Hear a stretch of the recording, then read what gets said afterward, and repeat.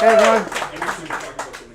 All right, we have an ambitious 15 minutes to go here. I am going to try to help you in some way get your head around what is deep learning. I want to do just really quickly before we dive in and we do some cool stuff. I think it's cool stuff.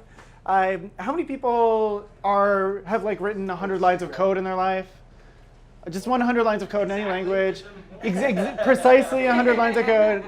Good. Has anyone actually written code to build a machine learning algorithm before?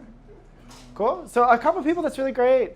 Awesome. Then hopefully I'm going to try to bridge that gap. That's really my purpose of this this talk here. So, and I also want to kind of add that I'm absolutely going to fail. There's no way in 15 minutes I'm going to be able to do this. It was way too ambitious. This is going to be a disaster. So most hey, welcome to deep learning. They start like this. Okay, so we're going to spend 3 hours on learning the core concept of data science. We're going to talk about AI versus machine learning versus deep learning versus all this other stuff. Oh, we're going to review linear algebra, and we're going to review calculus, because unfortunately they are actually relevant in this field. And by the way, yeah, we got to talk about this language that you only learn if you're in academia. It's called R. It makes you want to drink in the morning. But there's also this Python thing.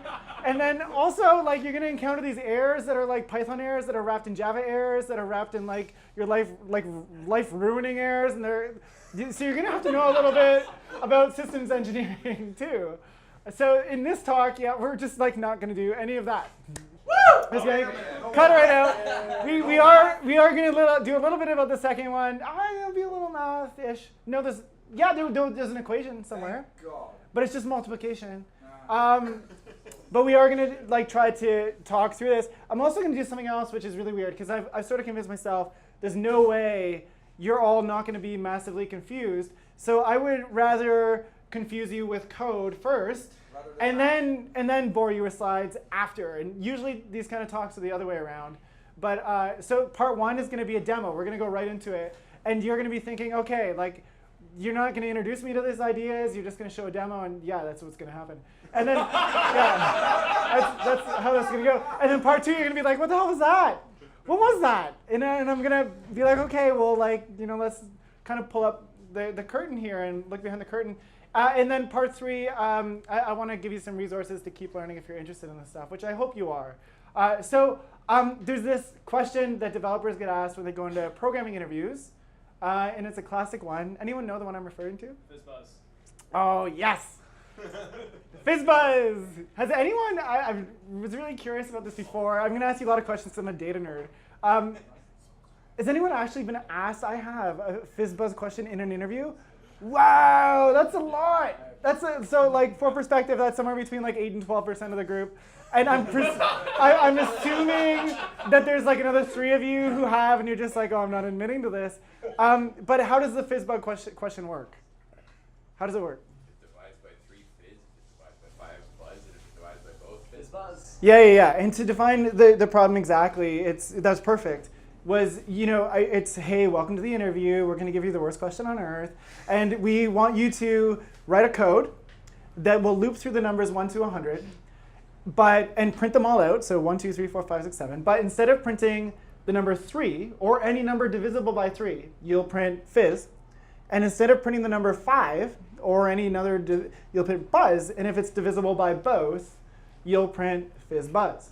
So the correct code would go 1, 2, and then fizz. And then 3, 4, buzz. And then... Oh, God. This is why I didn't get the job. Yeah. But you get the idea, and then when it gets to 15, it would, of course, print FizzBuzz, right? Because it's divisible by 3 and 5. So normally what a developer would do is you would write logic. You would code it in. You would tell the computer exactly what logic to apply to this problem to solve it. You'd say, hey, we're going to loop through these numbers. You'd say this somehow. If you're in Ruby, a good answer might use a proc or something. But you'd loop through this logic, and you'd say, hey, if it's divisible by this and this, then you're going to print these types of things. That's not how we roll in sort of data science world. It's sort of inverse. We give the computer data, and then we try to teach it to learn the logic that's within the data. We do it backwards. And that's the example I want to kind of take you through. So I've got an environment spun up here. I really owe all the credit to this particular code that you're seeing to this dude in Seattle whose name is somewhere here, Joel Gruss. He's on. Yeah, hell of a guy. Obviously. What a plug. Yeah, and this is an implementation of TensorFlow using TensorFlow, which is a library to do deep learning that was created by Google, to actually solve the FizzBuzz problem in a sort of fictitious interview setting. I want to kind of take you through this because it's a nice illustration of a data science process that connects hopefully back to something you're at least a little familiar with. So step number one, we can't actually just feed in, like what do we actually put into this neural net? And again, you're going to be confused through most of this process. But at the start, we're not just going to feed in like this big array of numbers that is 1, 2, fizz, 4, buzz, on and on and on. What we're going to do is we're going to partition that in half, and we're going to feed in the numbers, and we're going to represent them in binary. And we're going to do that. It's a little bit a trick we do in data science, but we're going to do that so that the computer can start to recognize numbers, because without doing that, the number 1 is indistinguishable from the number 13. Even though 13 is really 4 plus, I almost said 4 plus 3 plus 1. That's not the case. That would be 8. Yeah.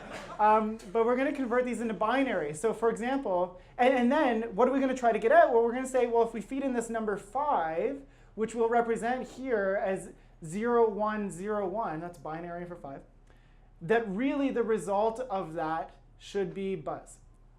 And we're going to convert these. And then ideally, what our neural network will spit out is this probability array to say, hey, is this the actual number? That's what the first element of our array will represent, is the probability that the number we fed in is the actual number.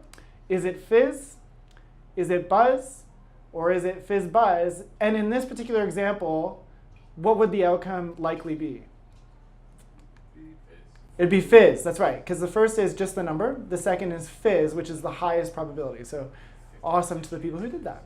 So we just have some methods here, and all these do is encode a number. So they just take a number I. We have the number of digits. I'm going to talk about that in a second. Really, we just need to make sure all of the arrays are the same length. That's what that is. And it's going to convert it into binary, and then we're going to encode it as to what I just said, which is the first is going to be these are the outcomes of our neural net, which is the first number is going to be the likelihood that it is the number, and the second, the likelihood it is fizz. So in essence, since we're giving it data that's labeled, where we know the outcomes, so we have all these numbers where we know the outcomes, it's going to be a 1 in one of these columns. Because we know the number 3, for example, is going to be fizz, so this would represent the outcome of fizz. Have I lost you all yet? Yeah. Oh, that's great. There's 4 no's and 1 yes. So I've lost 20%. That's OK. That's actually better than I thought I was going to do. So what happens next? So we've got all this data. And remember, the data is structured in a way where we've represented all of our numbers in binary and all of the outcomes. And now what we're going to do is we're going to create a training set. Hence why this is called TRX. It's not for the, I just realized that. Yeah, usually it's like train _ x. But this is the TRX. And effectively what I'm going to do is I'm going to create data. I'm going to manufacture data. And these are going to be the numbers. We're not going to use the numbers 1 to 100 because that would be cheating. But these are going to be the numbers 101 on to a very high number. And we're actually just going to manually label these. We're going to say, of these numbers 101 to 102 and on, here's what they should actually be, whether it's the number, fizz, buzz, or fizz buzz. We're going to give it our answer. So now we set up a model. And this is where the neural net comes in, is what we're going to do, and I'm going to try to introduce as few new language ideas as I can. We're going to create what's called a hidden layer. And this is why it's called a deep neural net. So there is this idea of neural nets, but deep neural nets have these things called hidden layers. And what these hidden layers are is they simply take our input values, multiply them together in some way, and then spit out one number. And then we feed them into another layer. And you're going to see what that means a little bit later. But I'm just going to ask you to kind of bear with me in that this code says, hey, for our x values, what we're going to pump in is a number, is a binary number. That's all this is. So it's an array of 0, 1, 0, 0, 1, 0, 1, on and on. And our output values is going to be this array of 4, which is the probability of it being the number, fizz, etc., on and on. I should be running these cells. By the way, this looks weird, right? This is a weird way to write code. This is this is a spin-off of something called a Jupyter Notebook. Jupyter Notebooks are the way that data scientists write code, because they don't typically write code in the same way developers do, in that we tend to take one cell and just rerun that one cell like 1,000 times. So like a really good day for a data scientist might be like writing one new line of code, like actually, but that one new line of code has been like fine-tuned to like, to the heavens. Like that literally is a good day sometimes. But I'm running all these, and I'm running them on a big-ass cluster because I can, which is fun. Yeah. And now we're down here. So great. So we've got kind of what's going into this neural network. We're going to do this thing. We're going to define these weights. They're just going to be random numbers. That's cool. Don't worry about it. It doesn't matter.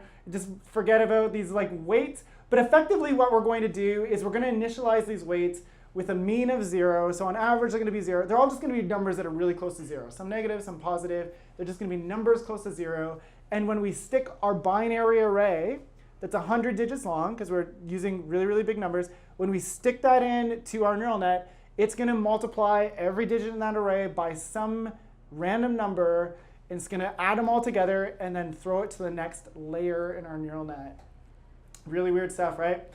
Cool.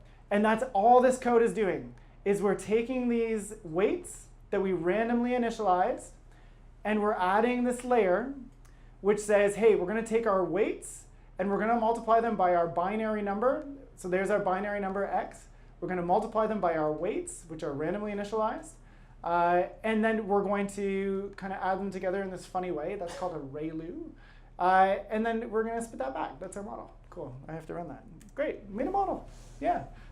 Neural networks, right? So you can clap, that's cool. Yeah, and now we're gonna sort of train some stuff. So our goal is, so what does learning mean? Like, and I want you to actually think about that for a second. What does it mean to actually learn or get smarter? Well, like I think in like human sense, it means to go and like try to do some stuff, and if it works good, keep doing that stuff, and if it works bad, don't do that stuff anymore. Like that's kind of the essence of it, isn't it? Like that's kind of what it means to learn. So that's what this thing's going to do, is it's going to take a bunch of the data that we feed in, and it's going to see, how well did I do? How well did I actually predict these things? And at first, it's going to be terrible. It's really going to be indistinguishable from noise. But then what it can do is it can try to optimize. It can go backwards. This is where calculus comes in. And we could say, OK, well, we have these weights that we're multiplying by this binary array. What if we changed this particular weight and we increased it by this amount? Would our outcomes get better? Or what if we took the second one and that's called a gradient. That's a calculus. And so the idea of learning and getting smarter is connected with data science to this idea of reducing the amount of errors that we have, or minimizing the amount of errors. And that's effectively what this code is doing. Is it's saying, here's how we're going to measure the results. Don't worry about this warning, it doesn't matter. That happens all the time. We're going to just try to decrease the amount of results that we have. And so we're ready to go. We're ready to actually start our training. We've got a huge, so we're using about the numbers 101 to like a very, very, very large number, like in the millions. Cool. But we're not using the numbers 1 to 100, because we're going to test on that and see how well we do by training outside of that. And we're ready to go. So just to be kind of thorough, we're going to shuffle our input data set. That's great. We're going to run, we're going to sort of iterate over the data set 10,000 times. And each time we're going to grab 128 numbers, and we're going to see how well we do, and see how we could have improved it by changing those weights, and average it, and then change the weights and try again. That's effectively what's going to happen here. And each time we're going to print off our accuracy, so how well we actually do with that batch of numbers. So here we go. So we start, we're 53% accurate, which is not very good because we could just guess the number every time out of the box. 53, it doesn't really change the first sort of 100-bit epochs, but now it'll start to get better. So 53, we're pretty fixed on that number. It's still, it's still really bad. And that's it. No, I'm just kidding. Yeah. 53. Come on. Give me something here. This can kill me over here. Oh, there we go. Yes, we're done. We're getting some progress. I'll drink to that. And 58, 59, 62, it's going up and down a little bit. And these are, remember, we're feeding in the same data it's seen every time. It's getting to 68, 69, 70. Warning, we skipped some data. Screw you, don't skip data. Now it's still going. We're getting up to 97%, 98%, 98%. And it's going to keep going even higher. So it's going to get pretty close to 1. In fact, it may even, it will probably get there. And I'm going to scroll down. It looks like this is almost finished. I think I ran it for 10,000 times, which is great that I have like 128 gigabytes of RAM. This would, by the way, fully run on your laptop computer. This would, like in the positive. But down and on, and now you can see it's pretty much memorized the data now. So it can figure it out every time. So let's try to make some predictions. So this time we're going to use data it hasn't seen before, which is a really good way of kind of assessing this. Like how good does it perform on like some data that it hasn't seen? Let's give it a shot. I'm going to uncomment these lines. I was going to write these from scratch, but I was like, why do that? I always screw it up. And let's go. So here's how it did. So first of all, what are we doing here? We're taking the numbers 1 to 100, right? We're making them into binary, just like the data that we fed into the model in the first phase. We are doing nothing with this, to be frank. I don't know why that's there. Oh, we use it down here, but it's already defined at the top. This is just terrible. Data scientists are terrible code people. And then what we're going to do is we're simply going to feed this data into the model and say, what would the outcome be? And we're going to take the biggest one of those. And this is the result. So we got the number 1. We got the number 2. We got fizz. Did we get number 4? Nope. Nope. Did we get number 5? Yeah. Yeah. 6 we got. 7, 8, 9 we got. 10, 11, 12 we got. 13, 14, and we got 15. So we did pretty good, right? 18 we got. 21 we got. 20 we got. There's for sure more errors. Yeah, it's pretty good, right? So like this is really interesting to me. I mean, like think about what we just did here. We didn't code in any logic into the computer, right? We just gave it data. We gave the computer data and we said, hey, can you figure it out yourself? Can you figure out what the sort of rules are within this data and express those rules in a way that we can actually use them for good, right? So that was a fire hose for you guys. I hope everyone's kind of still with me on that. So, you know, just to kind of, oh, where did my mouse go? So what the heck just happened, right? This idea of neural nets isn't new. It's been around since the 80s. Jeffrey Hinton, who is in Toronto, is really one of the people who's considered a godfather of this idea. And it comes from, this is, by the way, probably the most controversial image in data science. I'll talk to that. But here's kind of what's happening is like this is a cell in your brain. This isn't literally a neuron. You have these dendrites. See the things that kind of reach out like kind of tentacles at the end there? So those dendrites connect to other neurons. And here's the funny thing that happens is when one of them fires and like literally an electrical charge goes into this neuron, something happens inside that neuron that we don't really know much about. But by some probability field, other neurons will fire. So other dendrites, those arms that reach out to other neurons, some random distribution of them will fire and light up other neurons. And that's quite literally how we think. It's how we remember. It's how we deduce logic. It's how the sort of reactive part of our brain and the logical and deductive part of our brain works. It's pretty fascinating. And so later on, a data scientist Jeffrey Hinton in the 80s said, hey, could we like actually code up that architecture into code? Could we write it in? And this is quite literally what we did. So on the left here, you'll see we had this input layer.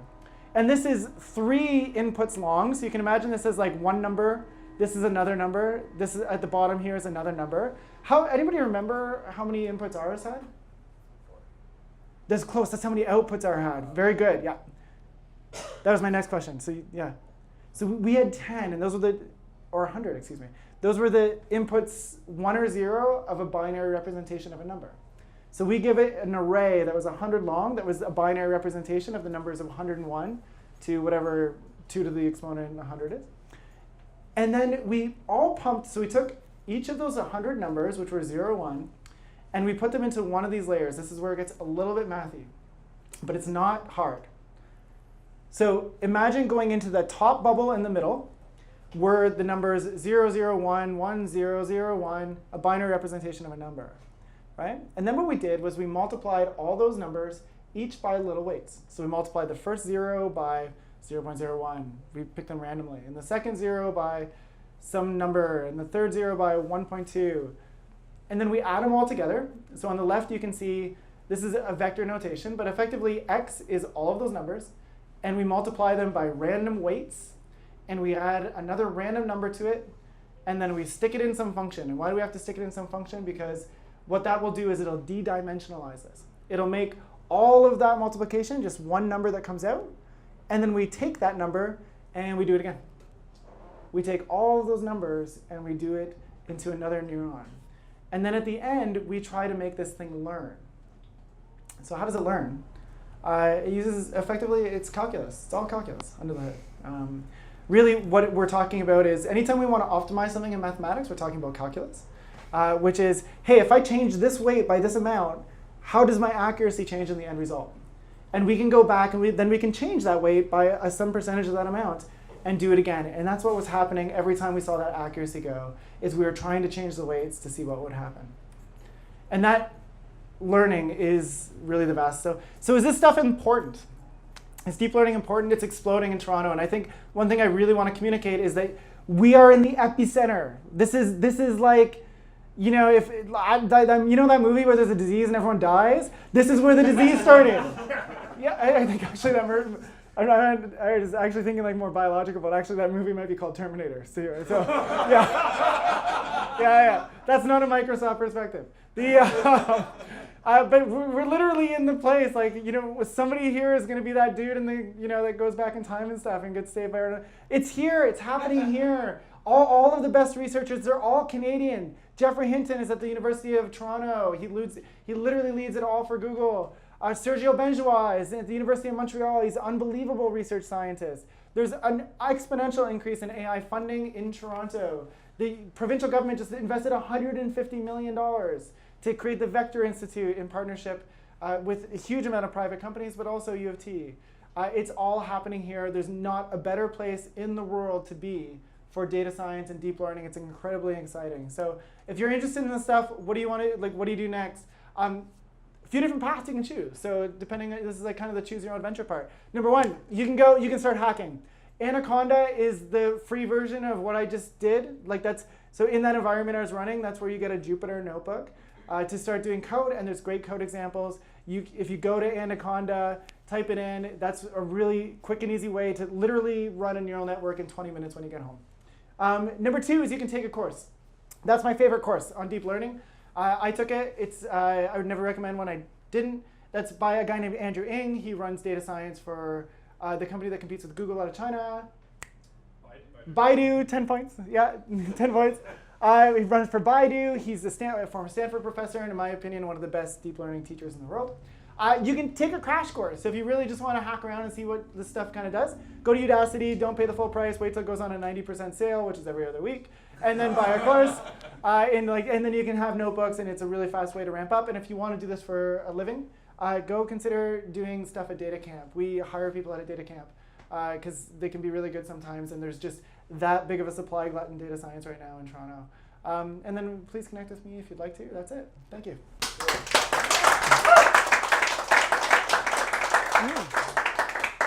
Yeah. So a question. So in the very beginning, like the learning process seemed to actually oscillate, right? So it wasn't really progressive. Yeah. Why is that?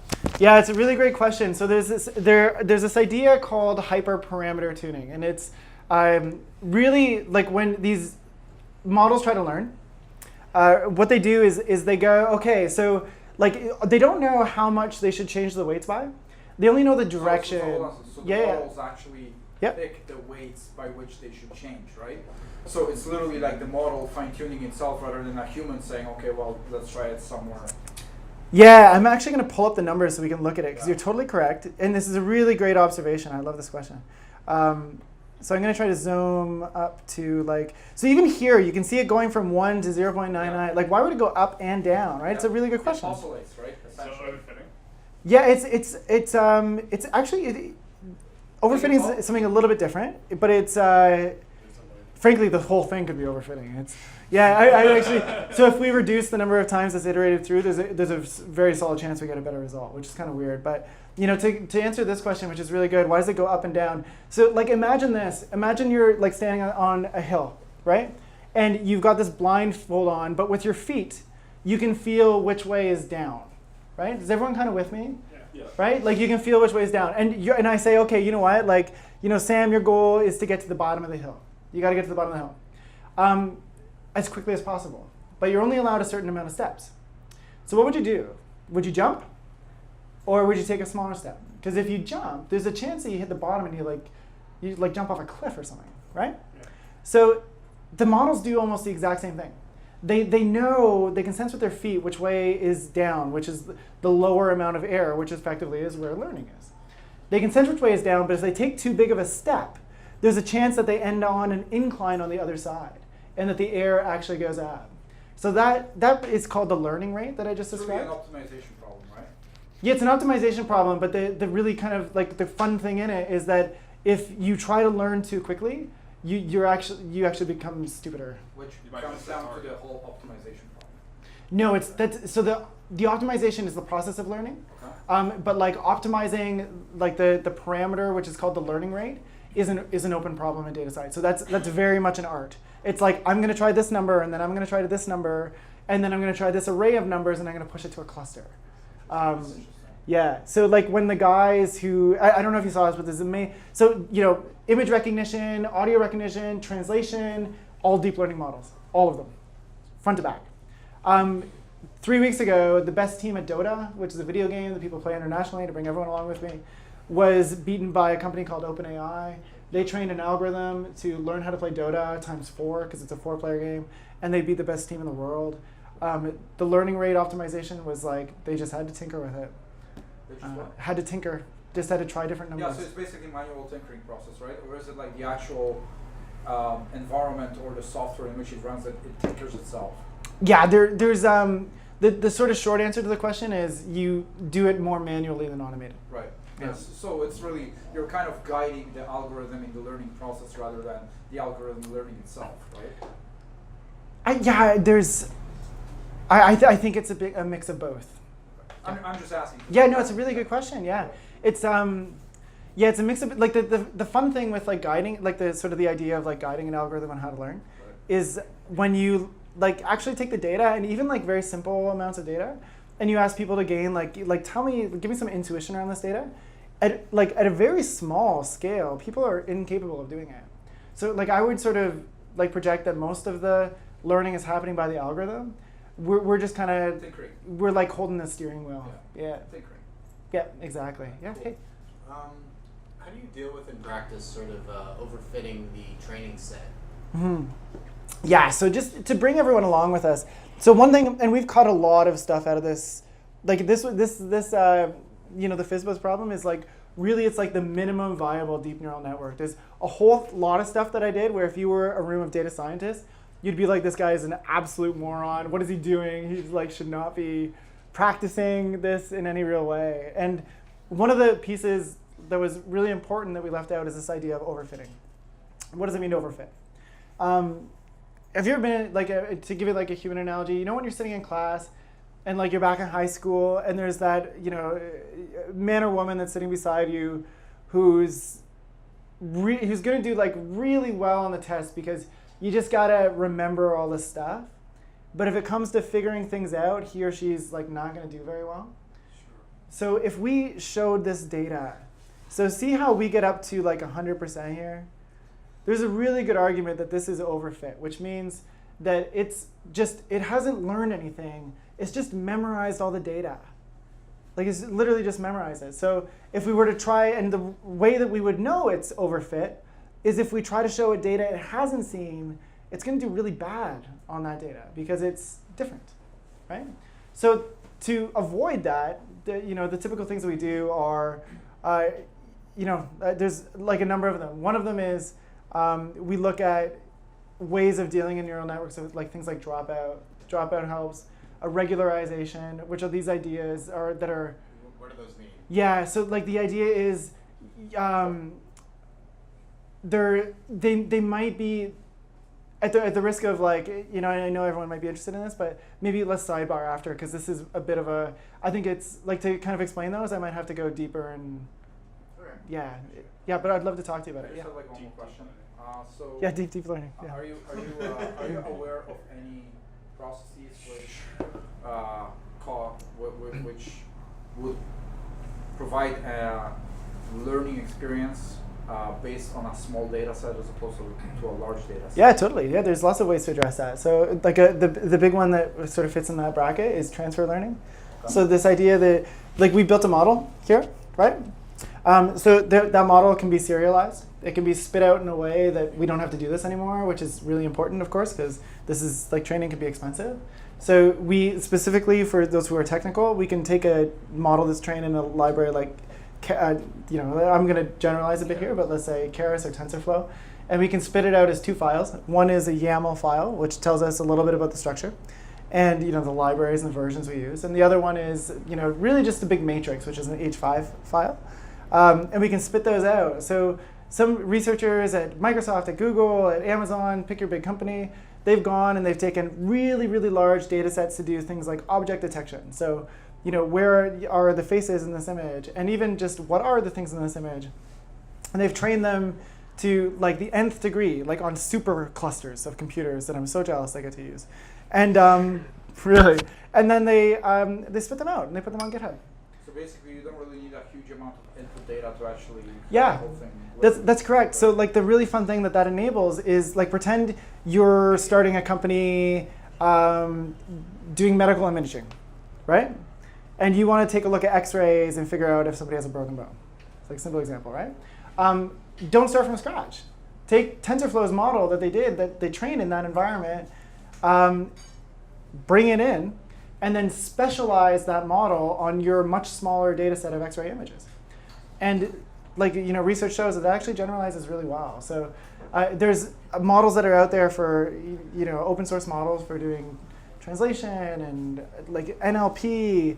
Masa and I were talking about NLP earlier. He's doing some really cool stuff, and that can really speed that up. Is there any company that you know of that's like selling models, pre-trained models? Yeah. So there's some. There's this, so like data science is really junior right now. And the best way that I can kind of convey that to you is like there's no way to even really do effective version control with data science. Like you can, this what you're seeing in front of you here, this is like a spin-off of a Jupyter notebook. Underneath the hood, this is really a big JSON object when I like save it to GitHub. But like if you've ever like sort of done version tracking through a JSON object, it's like a total nightmare. So like there is a lot of work that needs to be done in data science to establish best practices, to do everything. So one of the really fun effects of that is some startups have like really got in there early and got a hold of data sets that they would never be able to get a hold of today. It's almost baffling they were able to do it back then. There's a company in Toronto, their name's escaping me, but I can track them down after. So what they've done is they've gone to some of the big companies in Toronto and say, hey, we're going to build the best, most unbelievable chatbot. This is true. We're going to build the best, most unbelievable chatbot. We just need your data to do it. And companies are like, cool. This is like 3 or 4 years ago. Even like right now. This is happening right now. And they're like, cool. Yeah. Here's our data. Build this chatbot. And then they had this kind of collaborative approach where, hey, now I'm going to come to you and you're this other company, but you kind of play in the same domain. And if you give us this data, you'll benefit from this as well. And great, and they got like some really, really big names that everyone would recognize on board. And they've got this fabulous chatbot. That is a competitive advantage no one will ever surmount. And now they go and they approach a new customer and they're like, yeah, we'd love to take advantage of that stuff that you got, like all that training that you've done on this algorithm, but we're not letting you use our data to help our competitors, obviously, right? So it's so they're like kind of hitting that wall now. But yeah, there's some like really, really interesting things that are like some, yeah. To answer like a different question that's related, when I evaluate whether or not I want to build a company around an idea, the questions I ask myself as a data scientist are, can I get a data set where it's labeled, that if I was able to build a sticky product and get this data set, that nobody would ever be able to compete with me again in 5 years. That's my number one criteria now. Yeah.